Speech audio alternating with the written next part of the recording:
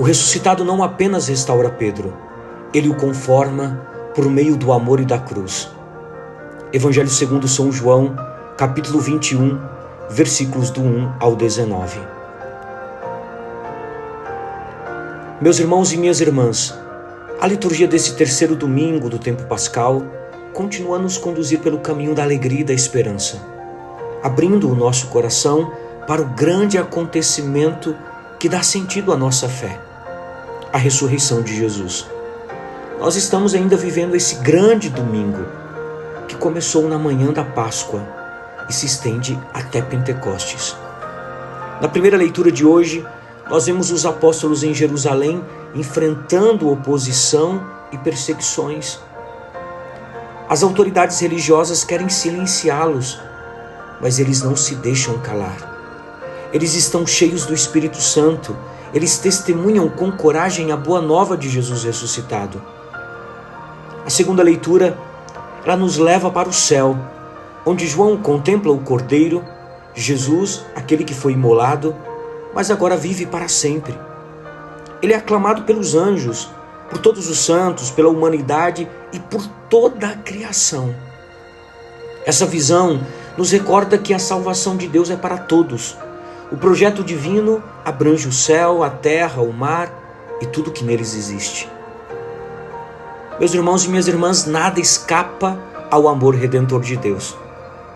No Evangelho de hoje, nós encontramos os discípulos ainda desorientados, voltando à antiga vida de pescadores.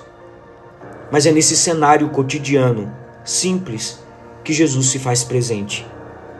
Ele os orienta, ele os convida à confiança e lhes mostra que sem ele nada podem fazer. Quando obedecem a sua palavra, a pesca é abundante, sinal da missão frutuosa que terão se permanecerem unidos a Cristo. Esse evangelho nos fala diretamente.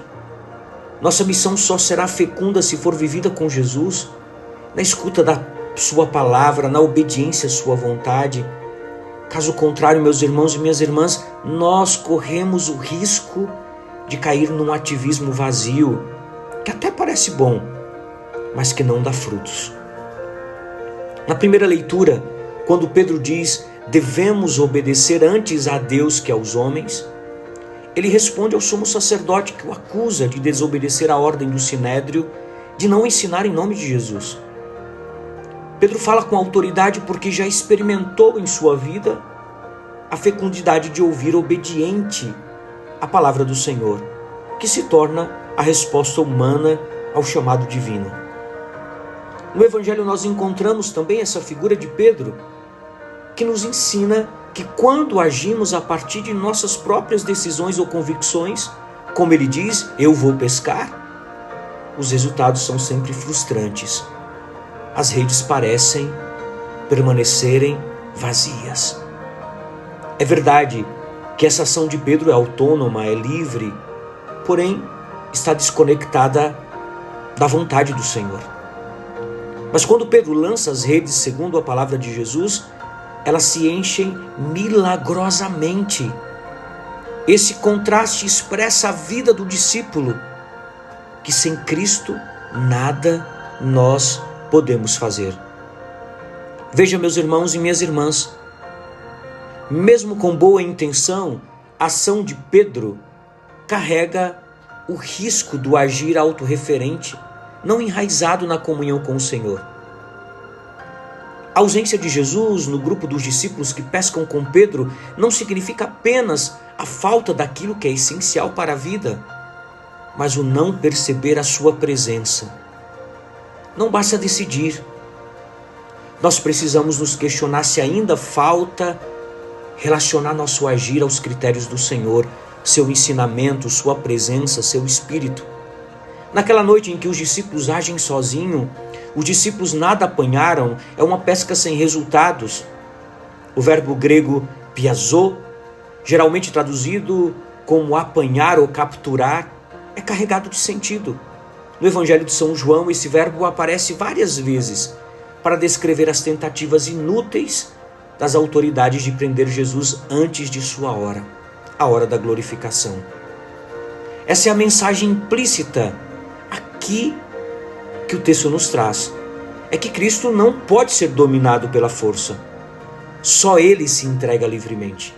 Assim também o serviço na igreja não é um meio de poder, mas de amor, de entrega.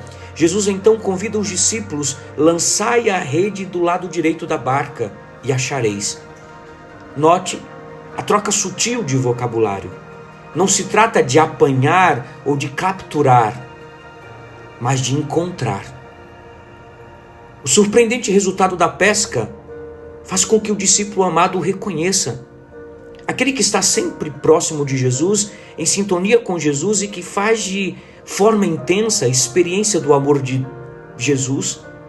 Pedro, ao reconhecer o Senhor, se veste, se lança ao mar, um ato intencional de entrega. O mar, na teologia bíblica, é símbolo do caos, do mal, da morte, o lugar onde o pecado habita. E esse gesto de Pedro é comparável a um batismo existencial. Ele mergulha, ele se lança ao mar como quem se lança na morte de Cristo para emergir com ele na ressurreição. Pedro, antes impotente com os outros 6, agora subiu e puxa a rede cheia de peixes.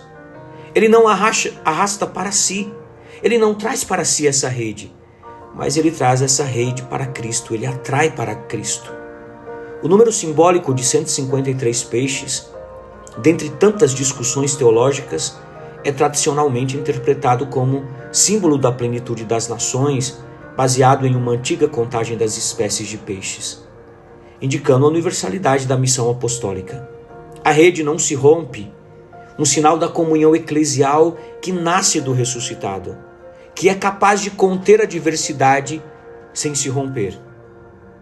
Lançar as redes é possível apenas quando se está disposto a lançar-se a si mesmo nas águas do serviço, do amor, da entrega.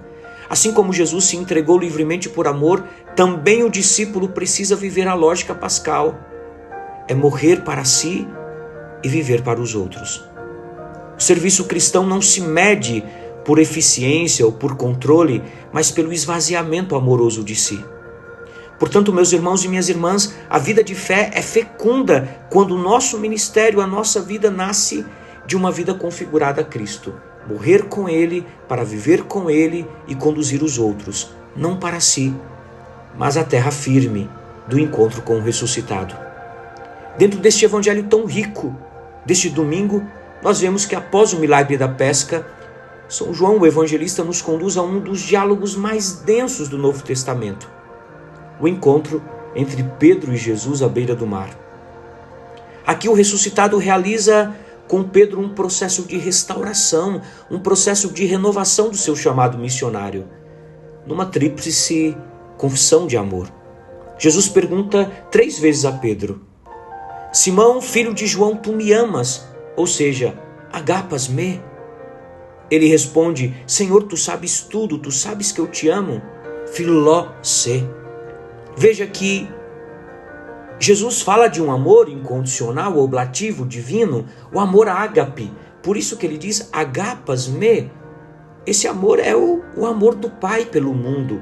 Enquanto Pedro responde dizendo que o ama com filia, filó-se, um amor de afeição, de amizade e de proximidade emocional.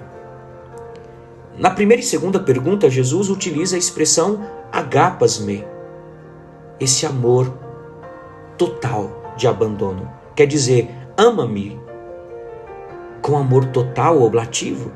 Mas Pedro responde com humildade: filó-se, sou teu amigo, Senhor, te amo como posso. Ele não ousa afirmar um amor que já negastes antes. Ele negara antes.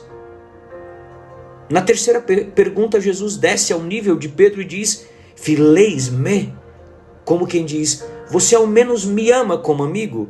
Pedro, entristecido, responde com franqueza: tu sabes tudo, apelando para a onisciência de Jesus, indicando que ele conhece Pedro profundamente, melhor do que ele mesmo.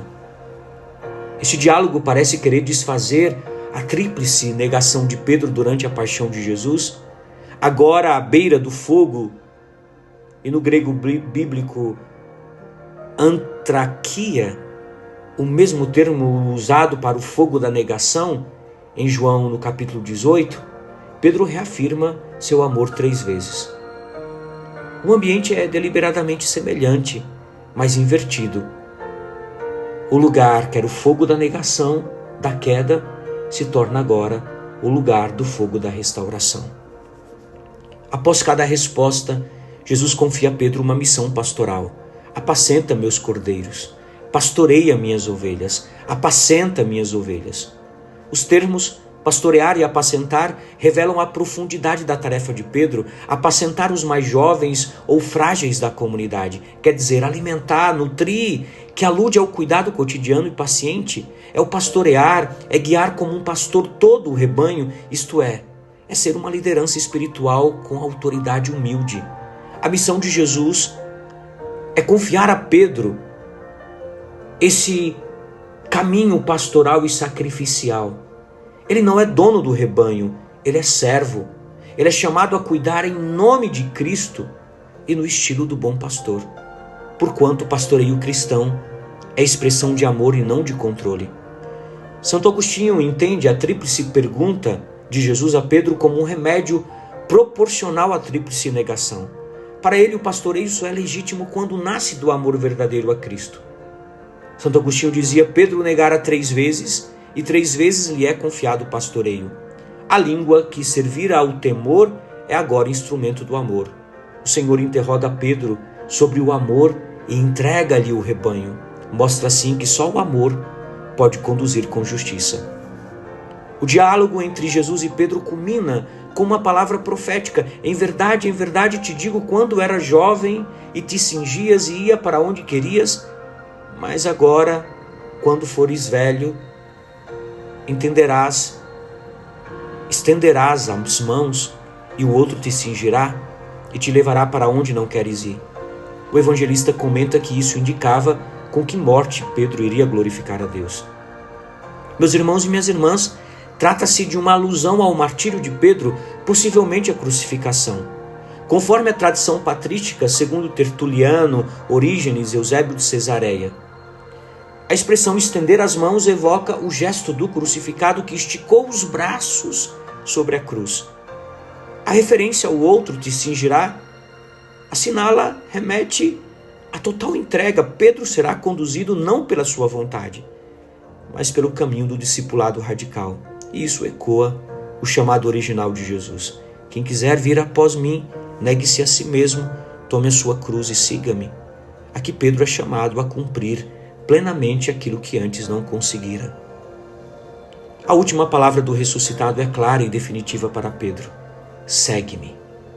Encontramos essa expressão nos 4 evangelhos mais de 70 vezes, significando que seguir Jesus é seguir alguém fisicamente, mas também tornar-se seu discípulo e partilhar seu destino. Aqui no Evangelho segundo São João, o uso indica continuidade, seguir sempre, dia após dia, até o fim. Não é um chamado inicial, mas uma renovação vocacional após a queda. É o início de um novo ciclo. Em síntese, meus irmãos e minhas irmãs, o Evangelho de hoje é uma catequese pascal e eclesial. São João Crisóstomo enfatiza que Cristo não diz a Pedro: se tens autoridade, apacenta minhas ovelhas. Mas, se me amas, apacenta. Se me amas, apacenta. Pois o primeiro posto da igreja é dado não ao mais ardente ou eloquente, mas ao que ama mais.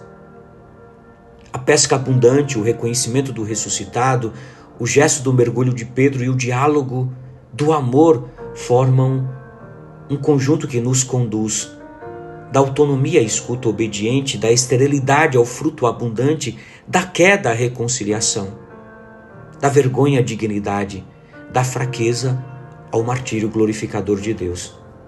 Pedro se torna pastor verdadeiro, não por força ou direito, mas porque amou, foi perdoado e foi conformado ao Cristo crucificado. O ressuscitado não apenas restaura Pedro, ele o conforma a si por meio do amor e da cruz. O Senhor não desiste de mim, Ele não desiste de você e nem da tua casa. Como deseja Pedro, nos deseja para si. Ele nos conforma a si por meio do amor e da cruz. Um santo domingo para você e sua família. Que Deus te abençoe, em nome do Pai, e do Filho, e do Espírito Santo. Amém. Paz e misericórdia.